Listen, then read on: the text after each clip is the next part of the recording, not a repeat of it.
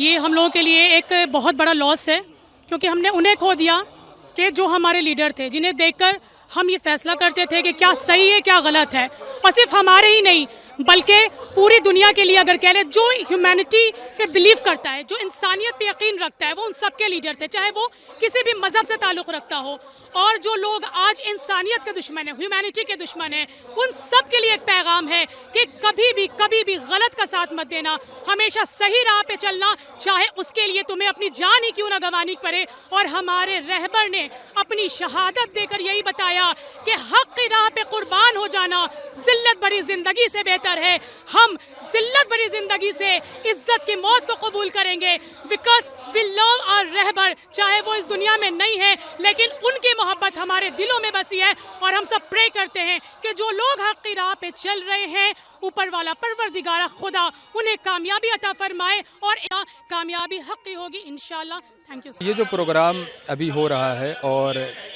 رہبر معظم جن کی شہادت ہوئی 11 رمضان المبارک اور 10 رمضان المبارک کے درمیان میں جن کی خبر آئی، آج انہی کا 40واں یہاں منایا جا رہا ہے. اور جو رہبر کے نمائندے ہیں جو ایران سے اس وقت تشریف لائے ہیں، ان کا مقصد آنے کا یہی ہے کہ جس طریقے سے جارحانہ ظلم ایران کے اوپر ہو رہا ہے اور دوسری حکومتیں جو اپنے آپ کو سپر پاور کہتی ہیں، امریکہ اور اسرائیل جیسی حکومتیں جو ایران پر مسلسل بمباری کے ذریعے سے بچوں کو شہید کرنا، دوسرے بیواؤں پہ اوپر ظلم کرنا، جو سپاہی ہیں ایران میں ان کو جارحانہ جو ہے قتل کرنا اور ان کی شہادت جو ہے مسلسل ہو رہی ہے، اسی عنوان سے یہ 40واں بھی رکھا گیا ہے. اور اسی عنوان سے رہبر کے نمائندے بھی یہاں آئے ہیں، تشریف لائے ہیں. اور جہاں تک ممکن ہو سکے گا ہم کوشش یہ کر رہے ہیں کہ ہم ایران کے شانہ بشانہ رہیں اور جس طریقے سے ہم ایران کی حفاظت اور حمایت کر سکتے ہیں اس طریقے سے ہم ایران کی حفاظت اور حمایت کریں. اور جو کام رہبر معظم کے نمائندے کا ہے یہاں انڈیا میں، ہم اس کو جو ہے فروغ دینا چاہتے ہیں ان کے ساتھ رہ کر. آج ہمارے درمیان نمائندہ ولی فقیہ جناب ڈاکٹر عبدالحکیم مجید الہی صاحب تشریف لائے ہیں. ہم لوگوں کے بلانے کا مقصد صرف یہی ہے کہ دنیا کو یہ پیغام دے سکے کہ چاہے جہاں کہیں بھی ظلم ہوگا، جس بھی انسان کے اوپر، ضروری نہیں ہے کہ مسلمانوں کے اوپر ظلم ہوگا تو ہی ہم لوگ آواز بلند کریں گے، نہیں،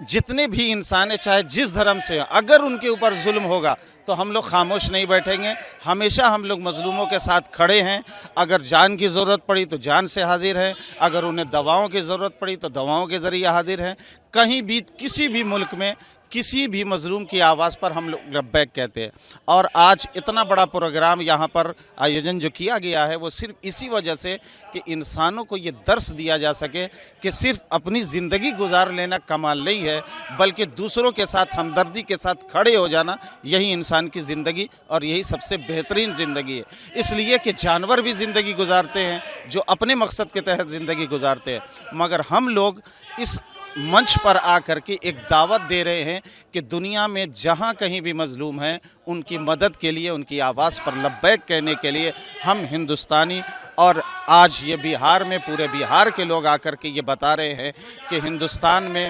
جو لوگ زندگی گزارتے ہیں وہ مظلوموں کے ساتھ ہمیشہ کھڑے ہونے کے لیے آمادہ ہیں. چینل کو سبسکرائب ضرور کر لیں اور پائیں ہر اپڈیٹ.